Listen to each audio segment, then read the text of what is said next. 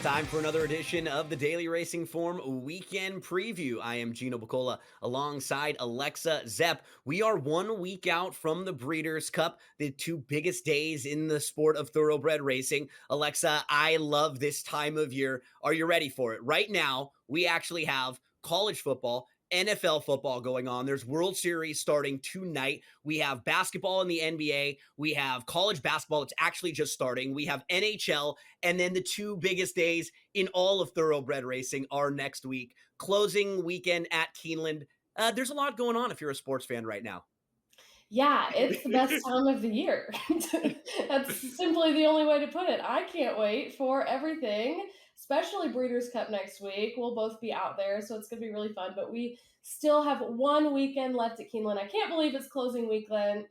Where is time gone? But they still have a couple great graded stakes races that we're going to dive into for y'all. Yeah, so our show today, in segment number 1 right now, we're going to go through race 8 on Saturday at Keeneland. We'll go horse by horse. Then we'll take a look at the Keeneland pick 5 for Saturday on closing day. And then our final segment, we'll take a little look ahead at 3 of the biggest Breeders' Cup races for next week with the Classic, the Distaff, and the Turf. But right now, we have to make some money, Alexa. We have to pad the bankroll for next week. So we've got tons of ammo, and we'll get started in the Fayette. Let's go horse by horse in here with the number 1 Trademark, who has had some success at Keeneland before, but has just been not in the best of form right now. I just need to see more before I want to use this one. Yeah, he looked like he peaked in his 4-year-old year, and now his 5-year-old year has just been declining. He had an incredible career. I mean, won over $1 million, but to me, it just looks like he's kind of in need of a class relief at this point. So I'm not sure if this is the right spot for him. The number 2 is a major player in here. This is a horse named Tumba Rumba, who is a fighter. You can look at his past performances. He runs second a lot of the times, but even when he does, he fights you. He doesn't want to back down. And in this race, Alexa, as the Timeform US pace projector shows us, there is not a lot of early speed. He might be right on the front end in here and tough to catch. I like Tumbarumba a lot, his name and what he does. You know, he's so consistent. He's hit the board 13 out of 16 lifetime starts, gotten first or second in every start this year. 4 of those were graded stakes races. So he has been facing similarly difficult competition. Like you said, he likes to be on or near the lead and will likely be the leader in this field. This is a little bit longer distance than he's run this year, so it'll be a little bit of a test, but this is a pretty competitive race, in my opinion, and the favorite in here is a closer. And anytime the favorite is a closer in a full and competitive field, I like to see if I can beat them with a little bit better of a price, because they're going to potentially face traffic and other issues. So Yeah, it makes them I really vulnerable like with their running style in a big field where there could be a lot of different variables happening. Let's move to the next one, Uno Moss Bourbon. When we're hanging out with producers Mike and Rich next week, this is what I'm going to be saying, Uno Moss Bourbon for me. Now, I'm not sure if Uno Moss Bourbon fits in this particular spot, though. Coming off that Super Derby win, we'll need to step up and show a little bit better here. Yeah, he's never gone up against graded stakes company. I'm excited for him for this race, for experience and learning, because I think he has a bright future, but I think he'll just gain a lot of experience here. But I don't like him to win.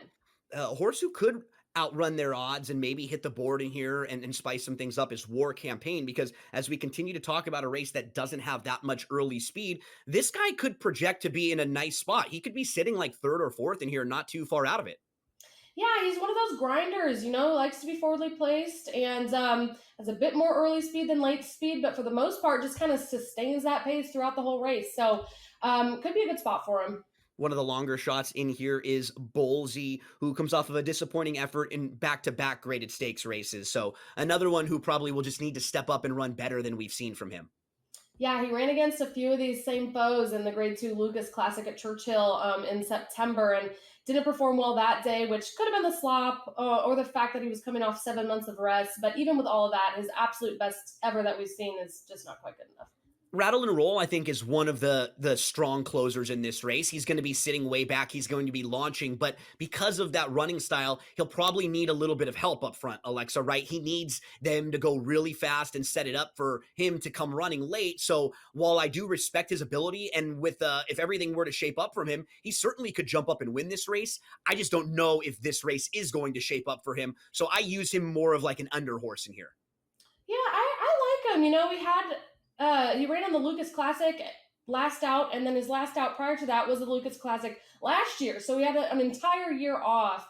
And so I think he's likely to improve off of this start after that long break. And he's a little bit of a closer in the race. And I know there's not a ton of pace, but I still like him in here. Yeah, I think just one of the stronger horses that will be moving Mhm. late. And as you pointed out, second start back off that long layoff. He should Yeah. take a nice step forward. Heroic Move is the next one. And this is a graded stakes winner who's coming off of a runner-up effort, was behind Hit Show, though. So we'll have to turn the tables on the major rival in this race, Hit Show, who will probably go off favored. Yeah, exactly. He ran behind Hit Show, and then he also that same race.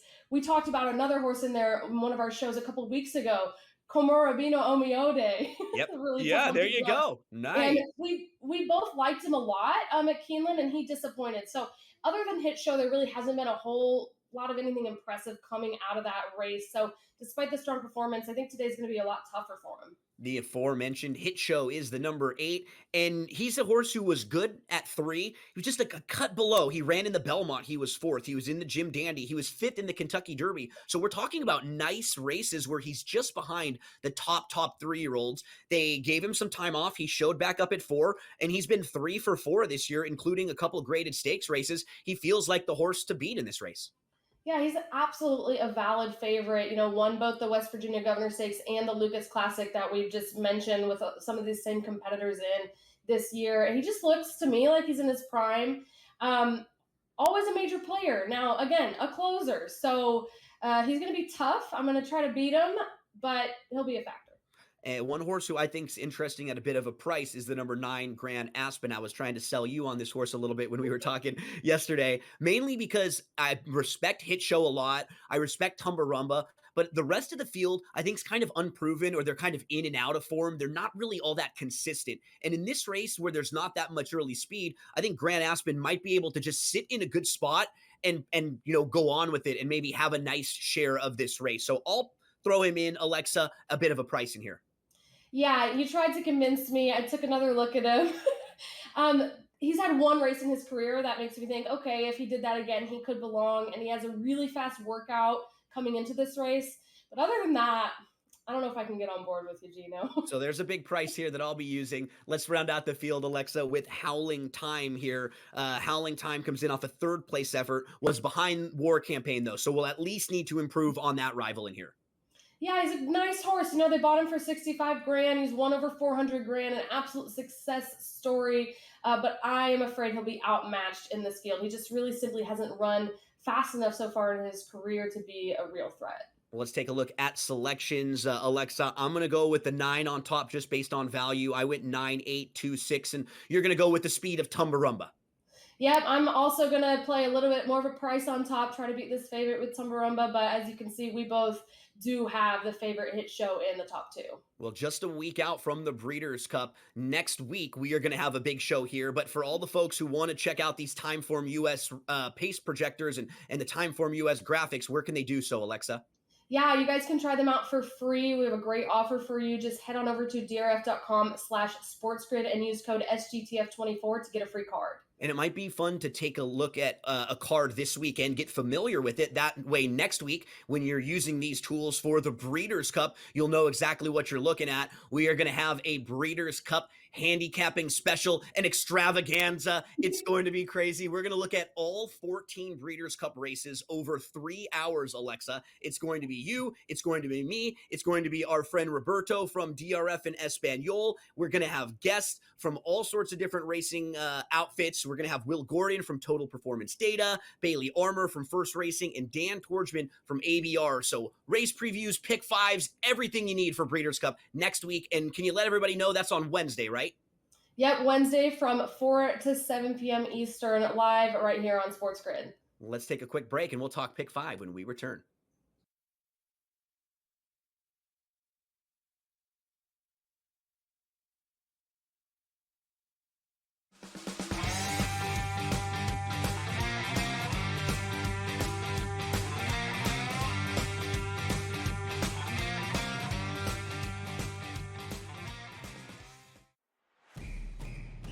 it's a new era in CFP to start off this year, put on full display. My take on this game is simple. I know some people will be upset about it. Good riddance to the Pac-12. Can you do it in terms of the week to week to week? I don't see a pathway for this team to miss the college football playoffs. We want to make sure you have those best bets in the entirety of our betting cards. That was Lincoln! but he had that program was already going there. Only on SportsGrid.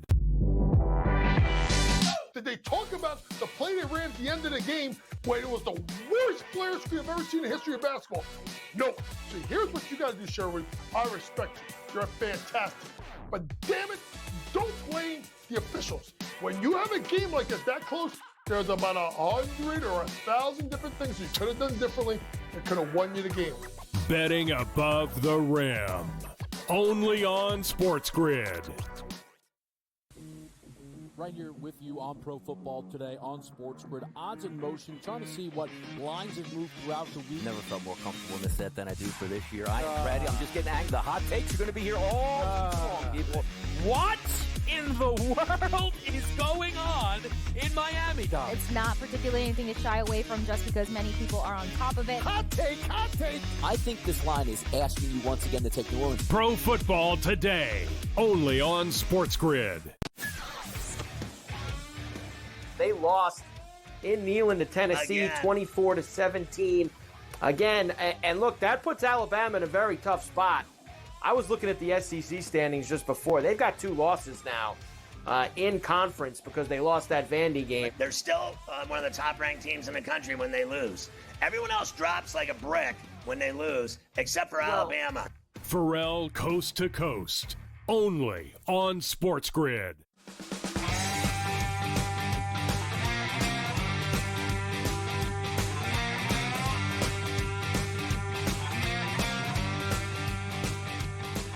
Okay, it's time to talk Pick 5 now, and for those of you who don't remember what a Pick 5 is, it's like a parlay. We have to pick the winner of 5 consecutive races. They're actually the last 5 races of the entire meet at Keeneland, so we're going to be looking at races 6 through 10 on Saturday. Now, we can pick multiple horses in every race, but the more horses we use, the more money we have to spend. So that means we're not going to make as much. We're going to get less of a return on our investment. We always want to try to win this thing using the least amount of horses as possible. Maybe throw it in a couple fun ones for some big prices. So you ready to rock and roll, Alexa?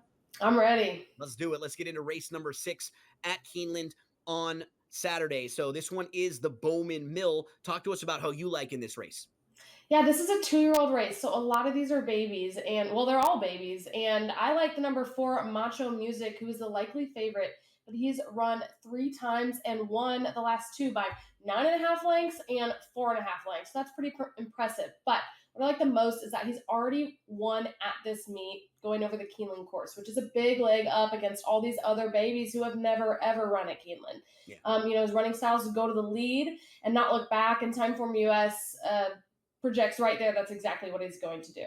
Macho Music. Ooh, yeah. Going to be right on the front end. Politically Correct, I think, is a horse who has some versatility, who can sit just off. So if there is a little bit of early pace pressure, Politically Correct, who has some back class, probably could get the jump on maybe a horse like Middy's Gritty or some of the deeper closers in here. So we'll use the speed of the 4. We'll use the 5, Politically Correct, who's also faced some really tough foes. As we move into race number 7, it's the second leg of the sequence. Alexa, talk to us about the horse who you like in here. That's the number 2.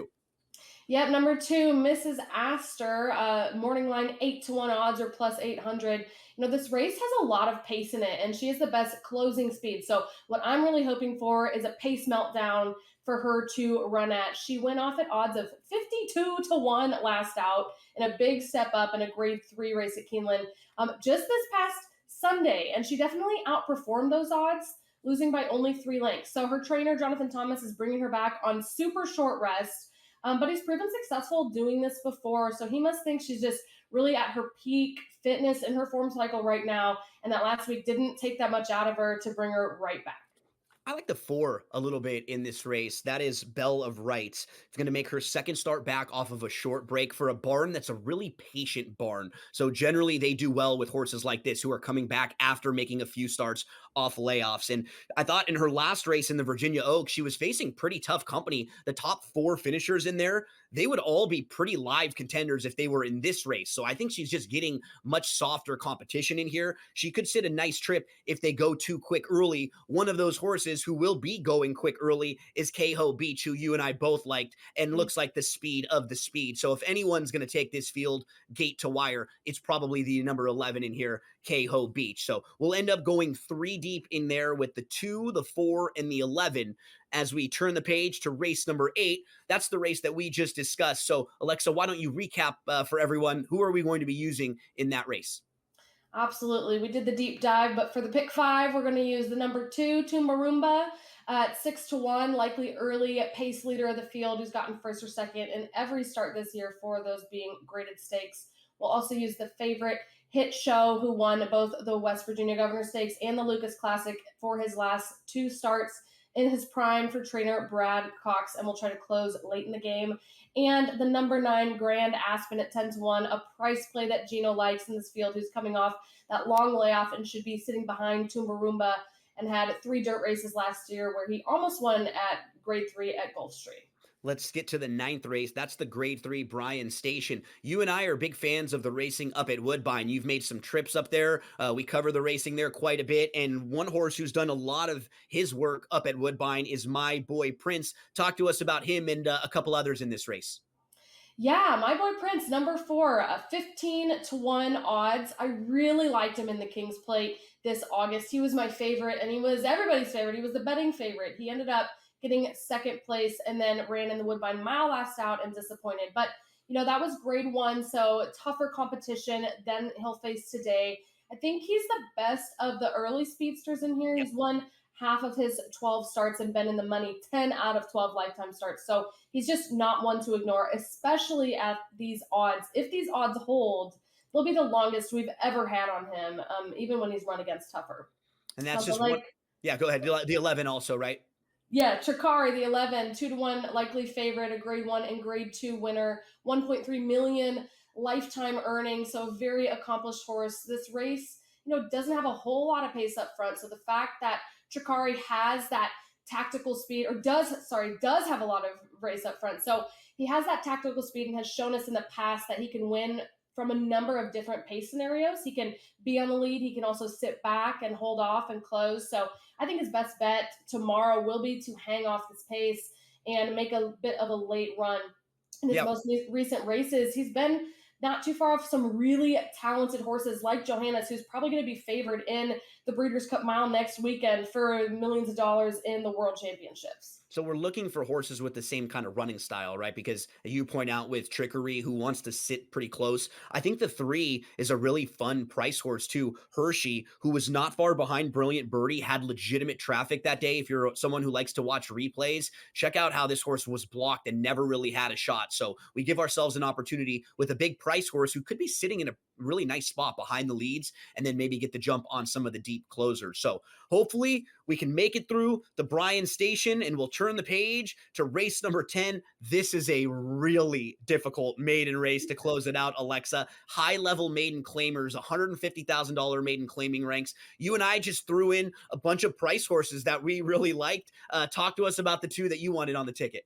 This is a tough race. I'm going to use the number 4, Stay Frosty, at 12-1, a first-time starter by Frosted, whose first-time starters do tend to outperform the average on dirt sprinters. Also, the 10, Frack Baby, 12-1 odds, also a first-time starter out of a sire whose babies tend to outperform. The Timeform US breeding rating on Frack Baby is 100 out of 100 for dirt sprints. So he's just not one I'm going to leave out.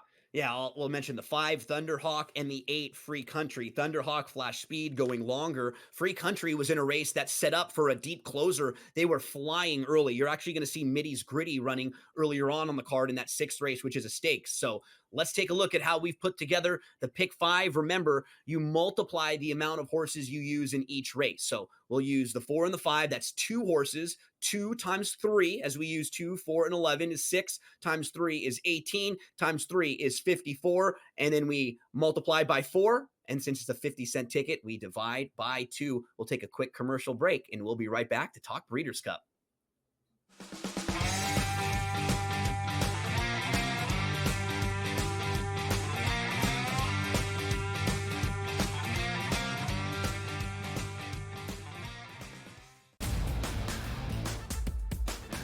when you talk about how these series came to a head and what has been happening in this postseason for the Yanks, offensively, it hasn't been Aaron Judge. Baseball is such a big win here. All you ask for, East Coast Monster City, West Coast Monster City, the biggest of biggest Titan superstars on both sides here, two mammoth fan bases. The entire country can buy into this one. The Early Line, only on SportsGrid. Did they talk about the play they ran at the end of the game when it was the worst player screen I've ever seen in the history of basketball? No. So here's what you got to do, Sherwood. I respect you. You're fantastic. But damn it, don't blame the officials. When you have a game like this that close, there's about 100 or 1,000 different things you could have done differently that could have won you the game. Betting above the rim, only on SportsGrid. I tend to do this a lot, by the way. I do it more in baseball with the anytime home run, where I may play 4 players hit home run. I call it covering the board. You know, if I take 4 players, bet the same amount on each, I only need to hit 2 of them and I win money. He's already got, 438 rushing yards on the season. He's looking like the old LT days where the Chargers were able to have that strong, dominant running back. Game time decisions, only on SportsGrid. They lost in Keeneland to Tennessee, 24-17. Again, and look, that puts Alabama in a very tough spot. I was looking at the SEC standings just before. They've got 2 losses now in conference because they lost that Vandy game. They're still one of the top-ranked teams in the country when they lose. Everyone else drops like a brick when they lose, except for Alabama. Pharrell Coast to Coast, only on SportsGrid.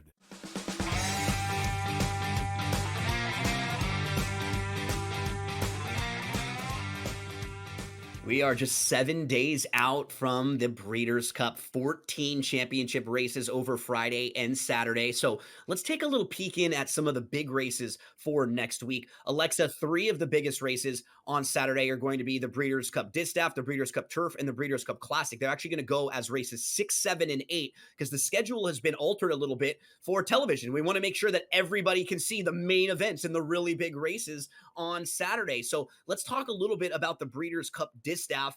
The way it's shaped up throughout most of the year now kind of feels like we have like a real top 2. You've got the best of the 3-year-old fillies. That's been Torpedo Anna all year long. She faced the boys, and she's just dominated her division. And then you've got Idiomatic, last year's winner, who's been an older horse in the older filly and mare division. So you've got kind of what we hope for in the Breeders' Cup, where you get this matchup of horses in different age groups coming together. Really does feel like those are the top 2. It really does. Idiomatic, such a player, like you said, won this last year. Pretty much all 17 races she's won. She's gone to the lead. 17 races she's won. I mean, this is a powerhouse horse. She's gone to the lead and wired the field. So going to be a major player. Like you said, Torpedo Anna, that is probably the horse I'm personally most excited to watch. She just showed us so much grit when she went up against the boys in the Travers in August and just barely lost. It was painful, but very exciting. And the other one I am interested in is Raging Sea in here, another interesting contender who's coming off of 3 straight wins. Yeah, she's at least shown that she can jump up and compete with those top couple when the race circumstances are to her liking. So it does feel like we have that top 2, but as happens in horse racing, when crazy things happen, maybe those 2 go after each other early, and it could set up for someone coming from off the pace a little bit. There's a little early preview of the Distaff. Let's flip to the Breeders' Cup Turf. This one feels a little bit more wide open here, I think, especially when you have a lot of European horses. You have horses coming from Japan. You and I were talking before we started about Shahryar, who was very good last year and makes an awesome appearance out on track. Who are a couple of the horses that you wanted to mention in the turf? Yeah, this race, in the past 25 years, 20 of the winners have come from Europe. And in the past 10 years, 7 of them have been European horses who are making their first start in the U.S. ever in the Breeders' Cup. So, European racing, long on the turf, that's just what they do best. And they tend to come and dominate us in this race. But Rebels Romance is entered here, who won this race in 2022. Didn't return last year, but, is coming back. And has had a really powerful 6-year-old year, winning 4 out of 5 of his starts this year, 3 of them Group 1s all overseas. So that'll be interesting to see him run again. And like you said, Shahryar, interesting contender from the Japanese contingent who finished third in this last year. If you're looking at the US-based horses, Far Bridge would probably be one of the best chances for the US runners. He's just gotten really, really good this year, and he has tactical speed, which is nice. He can kind of put himself pretty close in the race if he has to, so that one fits pretty well as you take a look at some of the top contenders for the Breeders' Cup Turf. Now let's flip to the main event. The Classic is going to go as race number 8, and they made it like right in the middle of the wagering menu. So it'll be the end of a lot of the early big exotic wagers. It'll start some of the late exotic wagers. This is the one race you really want to be right about next week on Saturday. European horse who's very highly regarded is City of Troy. You have some nice Japanese runners like Forever Young, who we all saw in the Kentucky Derby. This is a strong group lining up for the Breeders' Cup Classic, Alexa. It really is. And just to paint the picture for y'all, I mean, this race awards $7 million. I mean, when we say it's the main event, it is the main event. And, you know, of the 16 potential runners, there are only 4 who've already earned less than $1 million. None of them have earned less than $700,000. We have 2 horses in here who've won 12 and 16 million. So, I mean, these are the most accomplished of the accomplished. Fierceness is likely going to be favorite or second favorite in here. He's been a factor in pretty much every major race this year. Won the Breeders' Cup Juvenile last year and was the 2-year-old champion. If he wins the Classic, he'll be the only horse to ever win both the Juvenile and the Classic. He's just so talented. Sierra Leone also going to be in here, who's undeniably one of the best horses in the country. He lost the Derby by a nose and has never been off the board. He's has a powerful acceleration and turn of foot. He's given 10-1 odds likely, which is longer than we've ever seen. He's been the favorite in almost every career start so far. Because it's such a competitive race, we get long odds on really good horses. The best of the best will be lining up in the Breeders' Cup Classic, and we're going to tell you all about the Breeders' Cup Classic, the Breeders' Cup Turf, the Breeders' Cup Distaff, and all 14 races on Friday and on Saturday. Alexa, we will have the Breeders' Cup handicapping special right here on SportsGrid Wednesday. It's going to be 4 to 7 p.m. Eastern Time. You, me, Roberto, we're going to have guests coming in and out. It's going to be a lot of fun. So if you're someone who's planning on playing the Breeders' Cup, you have to set your alarm for this show. We will get you all ready to rock. Absolutely. It's going to be a total blast. Make sure to tune in next Wednesday from 4 to 7 p.m. Thanks so much for hanging out with us again on the Daily Racing Form Weekend Preview.